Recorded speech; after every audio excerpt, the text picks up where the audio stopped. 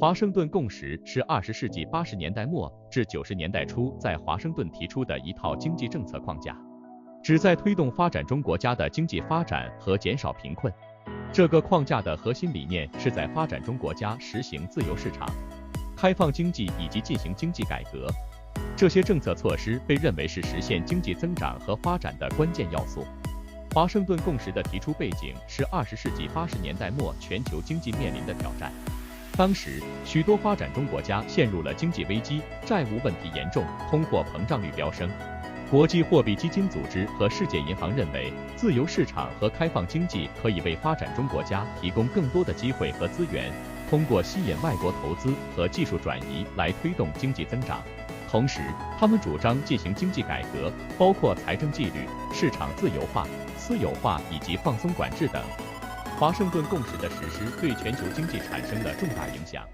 一方面，许多发展中国家在实行这些政策后取得了显著的经济增长和发展，如中国、印度等国。这些国家通过吸引外资、加强贸易合作以及推动结构性改革，取得了较高的经济增长率和减少了贫困人口。另一方面，也有一些发展中国家在实施这些政策时遇到了困难和挑战，如拉美地区的一些国家。然而，华盛顿共识也引发了一些争议。批评者认为，这套经济政策框架过于强调市场力量和自由化，忽视了社会公平和包容性发展的重要性。他们指出，这些政策可能导致贫富差距扩大、社会不平等加剧，以及对环境的负面影响。总的来说，华盛顿共识对全球经济产生了深远影响。它在一定程度上改变了发展中国家的经济发展路径，推动了自由市场和开放经济的发展。然而，也需要认识到这套政策框架存在的局限性，并在实施中注重平衡经济增长与社会公平、环境可持续发展的目标。华盛顿共识作为一套经济政策框架，在全球范围内产生了广泛的影响。许多国家曾经采取了这类经济政策，包括中国、印度等。这些国家在实施自由市场、开放经济和经济改革方面取得了显著的成绩，经济增长率明显提升，减少了贫困人口。然而，我们也需要认识到华盛顿共识的局限性，并不是所有国家都能够顺利实施这些政策，也有一些国家面临了挑战和困难。我们是个初创小团队，我们在用心地做视频，我们希望得到你的鼓励。如果你喜欢这个视频，麻烦你点赞和订阅，以便让视频更符合 YouTube 的算法。如果你不喜欢或者有其他想法，请在留言区告诉我们，谢谢你。华盛顿共识是在20世纪80年代末至90年代初提出的，当时全球经济面临了许多挑战。让我们来看看当时实施这一政策框架的一些国家，以及他们在经济转变方面所取得的成就。首先，让我们看看中国。在20世纪70年代末80年代初，中国正面临着经济滞后和贫困问题。然而，在实施华盛顿共识所倡导的自由市场和经济改革政策后，中国经历了惊人的转变。中国采取了一系列政策措施，如开放经济、吸引外资、推动市场自由化和放松管制等。这些政策的实施为中国带来了巨大的经济增长和发展。中国逐渐成为全球最大的制造业和出口大国，数以亿计的人口脱贫，人民生活水平显著提高。同时，中国也成为全球经济的重要参与者和推动者。另一个实施华盛顿共识的国家是印度。20世纪80年代末到90年代初，印度也面临着经济困境和贫困问题。然而，随着自由市场和开放经济政策的引入，印度的经济开始发生积极的变化。印度采取了一系列改革措施，包括减少政府干预、推动外资流入、提高市场竞争性等。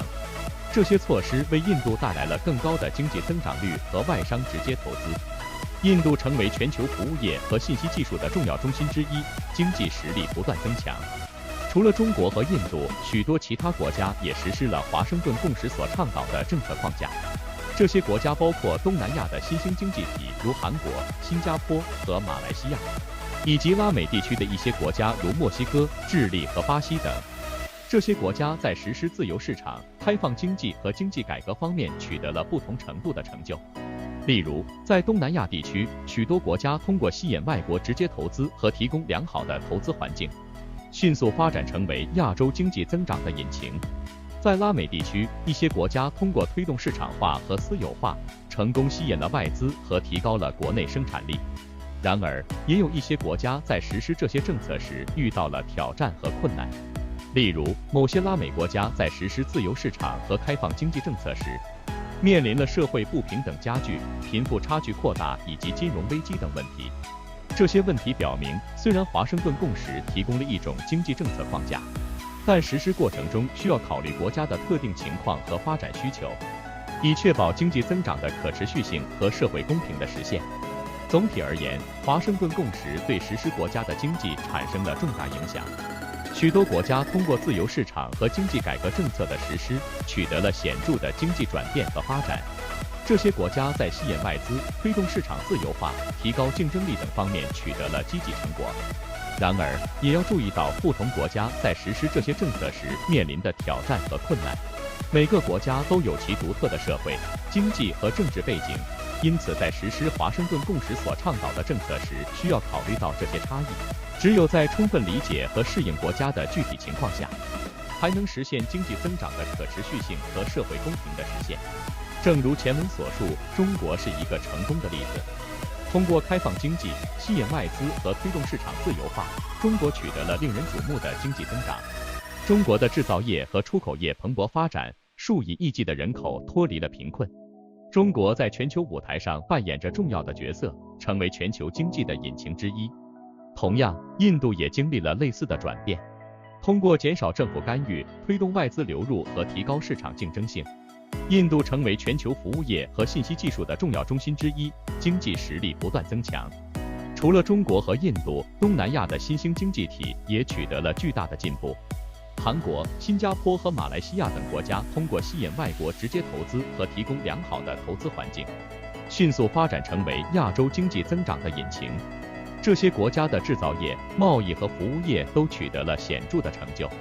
在拉美地区，墨西哥、智利和巴西等国家也实施了类似的政策，并取得了一定程度的成功。然而，一些国家在实施自由市场和开放经济政策时遇到了一些挑战，社会不平等、贫富差距扩大以及金融危机等问题成为亟待解决的难题。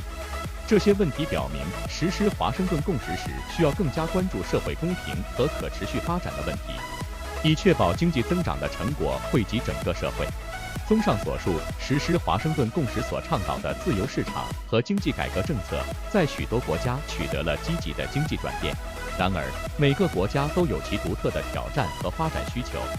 在实施这些政策时，需要综合考虑国家的具体情况。只有在平衡经济增长、社会公平和可持续发展的目标时，我们才能够创造一个更加繁荣和公正的世界。能看到这部分的朋友，我谢谢你的支持鼓励，我给你点个赞，你也给我点个赞好吗？华盛顿共识作为一种经济政策框架，对整个世界经济产生了广泛的影响。它的实施推动了全球贸易和投资的增长，促进了跨国公司的发展和扩张。此外，华盛顿共识也加强了国际金融体系的稳定性，并在一定程度上促进了全球经济一体化的进程。首先，华盛顿共识推动了全球贸易和投资的增长。自由市场和开放经济政策鼓励了国家之间的贸易合作和投资流动。许多国家通过降低关税和贸易壁垒，吸引外国投资和扩大出口。这种开放的经济环境为企业提供了更广阔的市场和更多的商机。例如，中国的改革开放政策吸引了大量外国投资，并使中国成为世界上最大的贸易国之一。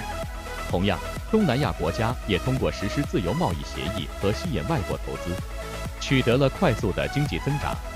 其次，华盛顿共识加强了国际金融体系的稳定性。该政策鼓励了金融自由化和市场化改革，提高了金融体系的效率和透明度。许多国家实施了金融改革，加强了监管和监督机制，防范了金融风险。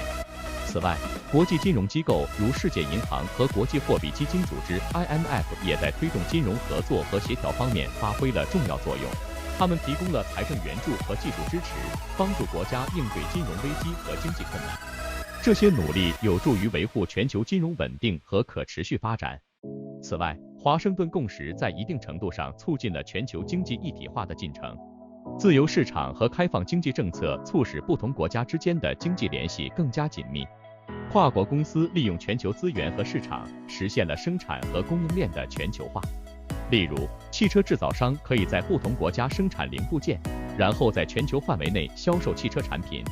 这种全球一体化的生产和贸易模式，为各国带来了更多的经济机会和福利。然而，需要指出的是，华盛顿共识也面临一些批评和挑战。一些人认为，该政策过于关注市场机制和经济增长，而忽视了社会公平和环境可持续性的问题。此外，全球金融危机的爆发也暴露出该政策在金融领域的局限性。因此，对于全球经济的可持续发展，需要在经济政策中平衡经济增长、社会公平和环境保护等多种因素。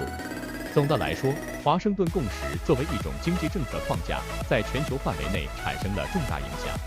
它推动了全球贸易和投资的增长，促进了全球经济的一体化，并加强了国际金融体系的稳定性。然而，该政策也面临一些挑战，需要在经济增长、社会公平和环境可持续性之间取得平衡。